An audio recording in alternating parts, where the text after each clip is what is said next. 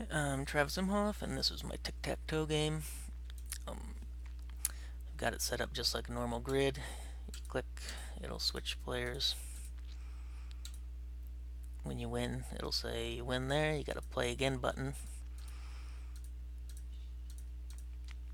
0 wins. If nobody wins, then it'll be a draw game. I did that all with just a canvas. And then all of the spaces are just separate buttons that you can click on. I've got it set up going 1 through 9. The play again is also just a button, and then I've got a game controller that controls all of the aspects of the game. All of the game buttons go through there, as well as the game over screen, the text, and the restart button. For my game spaces, I've just got the buttons that are activated there, or called there. When a button is clicked on, it'll switch from interactable to false, so it will no longer be interactable. Most of the stuff is done in the game controller. Excuse me. When the game starts, it's going to call all the buttons. It's going to set the first player to X. The game over screen and the restart button are going to be deactivated, and then the move count is going to be at 0. These are all of the end game scenarios.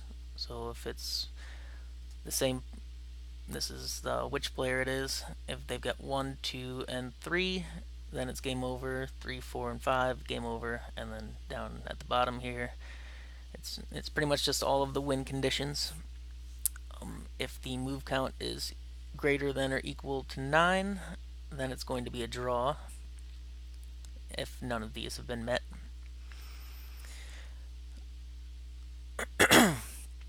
For the game over screen, I set all of the buttons to false, so they will not be interactable anymore since you don't want to keep on playing after the game has already ended.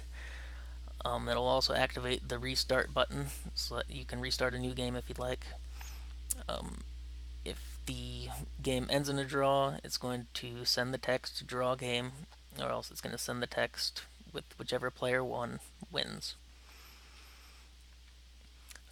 This changes the player from, you're going to start off with the which player being X, and then it'll switch from X and O back and forth each turn.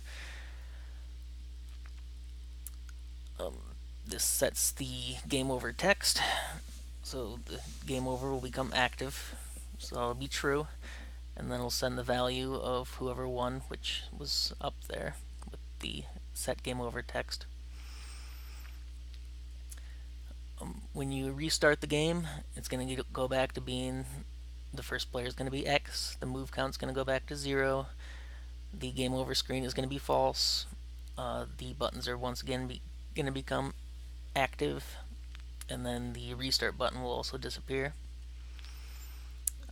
This is to activate all of the buttons, like each space on the board, and they will all be active, and the toggle will switch it from being able to be activated or not.